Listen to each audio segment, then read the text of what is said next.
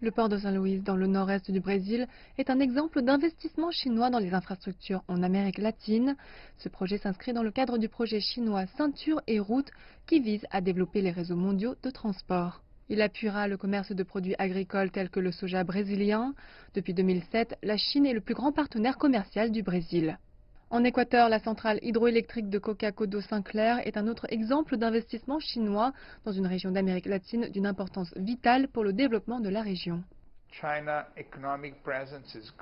La présence économique de la Chine s'accroît et s'est développée par vagues. La première vague a été dominée par l'intérêt que la Chine porte à la sécurisation de l'approvisionnement en produits de base, qu'il s'agisse de produits métalliques ou de produits alimentaires.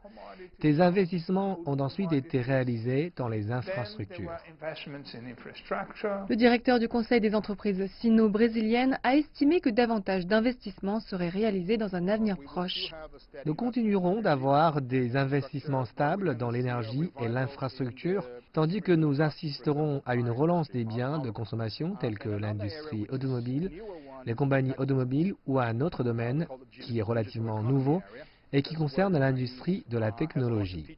Nous appelons l'économie numérique dans laquelle les Chinois ont encore beaucoup de choses à nous apprendre. L'Amérique latine a connu cette année des changements politiques importants. Ici, au Brésil, le gouvernement de droite de Jair Bolsonaro a prêté serment d'allégeance aux États-Unis.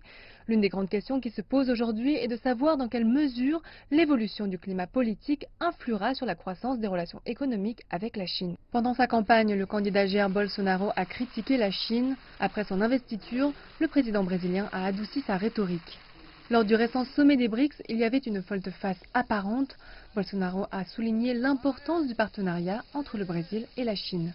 Les responsables locaux du commerce ici à Sao Paulo estiment que des considérations pragmatiques l'emporteront sur toute divergence idéologique. Nous sommes là à nous pencher sur l'économie. Je pense que le Brésil est en train de sortir de la pire récession de son histoire économique. Nous avons besoin de tout le commerce, de tout le développement que nous pouvons obtenir.